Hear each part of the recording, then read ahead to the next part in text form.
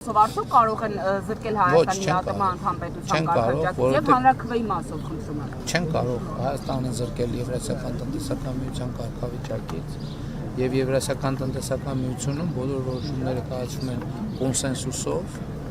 եւ Հայաստանի Հանրապետությունը հետեւաբար ունի նաեւ վետոյի իրավունք եւ բոլոր երկրները, ինչու՞ միայն Հայաստանի Հանրապետությունը։ Ինչ վերաբերում է հանրաքվեին, հանրաքվե տեղի կունենա այն ժամանակ, երբ որ լինի հանրաքվեի առարկա։ Իսկ հանրաքվեի առարկան առնվազն Հայաստանը պետք է դիմաց լինի պաշտոնապես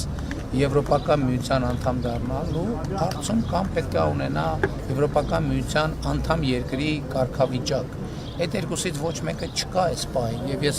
գործընկերոջ ասեցի, որովհետեւ մենք օբյեկտիվորեն մենք գիտենք, չէ՞ որ մենք պատրաստ չենք այդ կարգավիճակի, մենք դեռ պետք է բարեփոխվենք, այսինքն ինչու ենք ուղղակի ձևի համար դիմում աղմուկ աղաղակ անելու համար, մենք հիմա հանդարտ կշարունակենք բարեփոխումների ճանապարհը, երբ որ նաեւ Եվրոպական միության մեր գործընկերների գնահատականը կլինի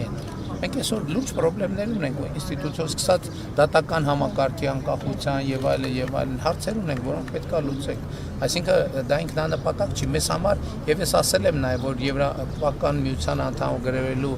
գործընթաց սկսելու մասին օրենքի նախագիծը ես ընկալում եմ նաեւ մեզ համար լրացուցիչ խթան, որ մենք շարունակենք նույն տեմպով մեր բարեփոխումների օրակարգը եւ գնանք այդ ճանապարհով։ Երբ որ մենք կամ Եմեն է, պարոն Փաշինյան, ստացվում է մենք սպասում ենք միջև պատրաստվենք Եվրամիությանը, հետո դուրս գանք ԵԱՏՄ-ից։ Դա ես չեմ կարող որոշել։ Իմ խնդիրն է, որ Հայաստանի ժողովուրդը ունենա այլ ընտրանքներ, Հայաստանի ժողովուրդը իր քվեարկությամբ կորոշի ինչ